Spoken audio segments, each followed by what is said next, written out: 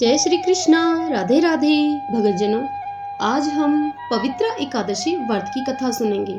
यह एकादशी सावन मास के शुक्ल पक्ष में मनाई जाती है।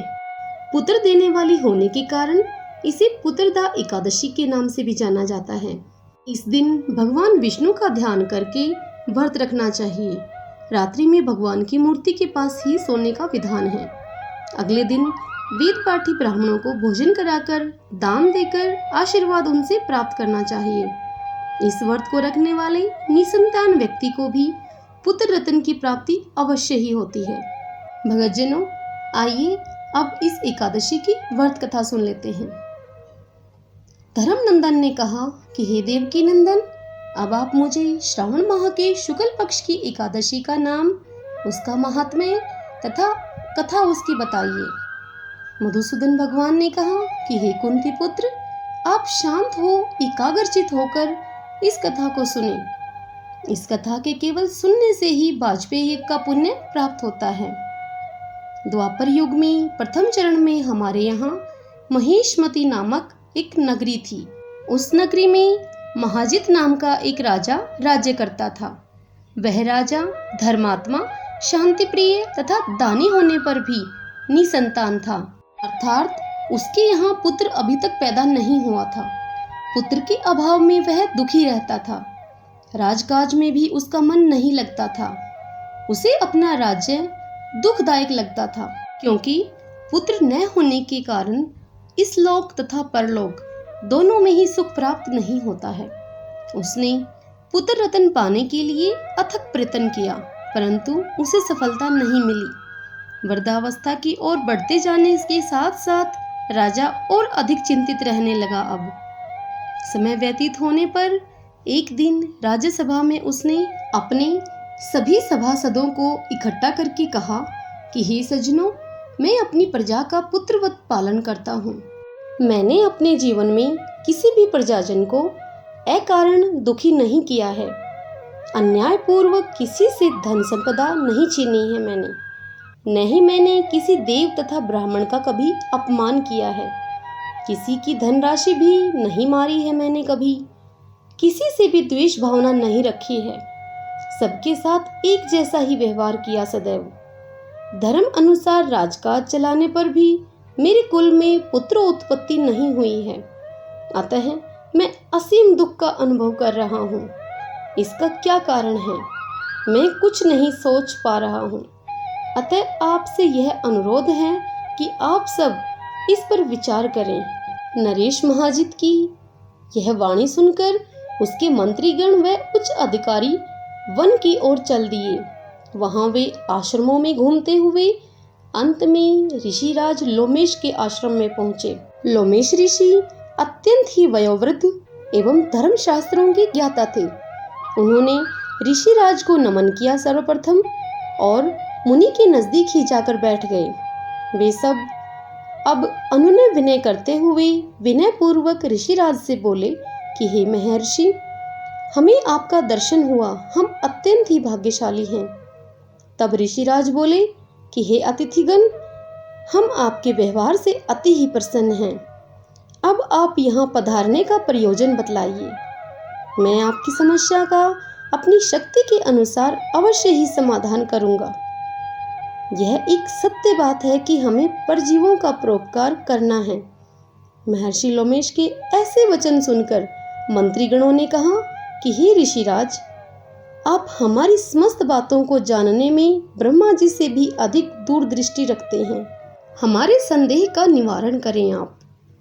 हम महेशमतीपुरी नरेश की प्रजा हैं। वह नरेश पुत्रवत हमारा पालन करता है और वह धर्मपरायण और प्रभु भगत भी है। इतना दयावान और धर्मात्मा होने पर भी वह पुत्रहीन है। हम प्रजाजन भी उसके दुख में दुखी हैं। हमें पूरा यकीन है कि आप हमारे नरेश के इस दुख का निवारण करने का अवश्य ही कोई उपाय बतलाएंगे, क्योंकि महान पुरुषों के दर्शन मात्र से ही समस्याओं का हल निकल आता है। इस पर लोमेश ऋषि ने हमारी बात सुनकर नेत्र बंद कर लिए और नरेश के पूर्व जन्म का हाल देखने लगे। कुछ समय के बाद महर्षि लोमश ने अपने नेत्र खोले और कुछ सोचकर बोले कि हे सभासदों, मैंने आपके नरेश के पूर्व जन्म का हाल जान लिया है। वह मैं आपको बतलाता हूँ। आपका नरेश पूर्व जन्म में एक अत्यंत ही निर्लज तथा दुष्कर्म करने वाला मनुष्य था। वह वहाँ गांव-गांव घूमकर दुष्कर्म किया करता था। एक समय वह 2 दिन से अत्यंत ही व्याकुल तथा भूखा था। वह जेठ माह की शुक्ल पक्ष की एकादशी का वक्त था।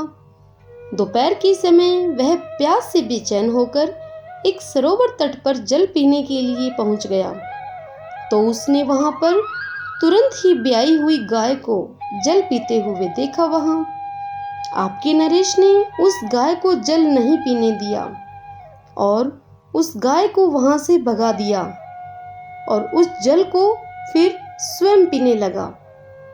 उस दुष्कर्म के कारण ही राजा को यह दुख भोगने पड़ रहे हैं और एकादशी के दिन भूखा रहने से उसके पुण्य से वह आपके नरेश बने हैं। परंतु उस गाय को जल न पीने देने के कारण ही उस पाप से राजा के कोई संतान नहीं है। इस पर सब लोग बोले कि हे ऋषिराज, शास्त्रों में ऐसा लिखा है कि पुण्य से पाप नष्ट हो जाते हैं, इसलिए कृपा करके आप हमारे राजा के पूर्व जन्म के पाप नष्ट होने का कोई उपाय बतलाइए, क्योंकि उस पाप के क्षय होने से हमारे महाराज को पुत्र रत्न की प्राप्ति होगी। तब सब लोगों के ऐसे वचनों को सुनकर लोमेश ऋषि बोले कि यदि आप लोग श्रावण माह की शुक्ल पक्ष की पवित्रा एकादशी का उपवास करें और उसका पुण्य फल आपके अपने नरेश को दे दें, तो उन्हें अवश्य ही पुत्र प्राप्त होगा तथा उनके समस्त दुख भी समाप्त हो जाएंगे। तत्पश्चात ऋषिराज के कथन के अनुसार सब प्रजाजनों ने नगर में वापस लौटकर पवित्रा एकादशी का उपवास किया तथा रात्रि जागरण भी किया और उसके पुण्य को अपने नरेश को दे दिया। इस पवित्रा एकादशी के पुण्य प्रभाव से रानी ने गर्भ धारण किया और यथा समय एक पुत्र रतन को जन्म दिया। राजा तथा प्रजा के समस्त दुख स्वतः ही समाप्त हो गए। भगवान श्री कृष्ण ने धर्मराज युधिष्ठिर को कहा कि हे नरेश, इस प्रकार इस एकादशी को पुत्रदा एकादशी कहा जाने लगा। अतः पुत्र रत्न चाहने वाले लोगों को श्रावण माह की शुक्ल पक्ष की इस पवित्र एकादशी का उपवास अवश्य ही करना चाहिए। इस एकादशी उपवास से इस लोक में तथा देवलोक में अनेक सुख मिलते हैं तथा देवलोक की प्राप्ति होती है और मनोकामना भी पूर्ण होती है। ओम नमो भगवते वासुदेवाय। ओम नमो भगवते वासुदेवाय। भक्तजनों, आपको यह कथा सुनना कैसा लगा? अच्छा लगा तो कमेंट बॉक्स में कमेंट करके मुझे आप अवश्य बताएं। वीडियो को लाइक और शेयर करें। जय श्री कृष्णा। राधे राधे।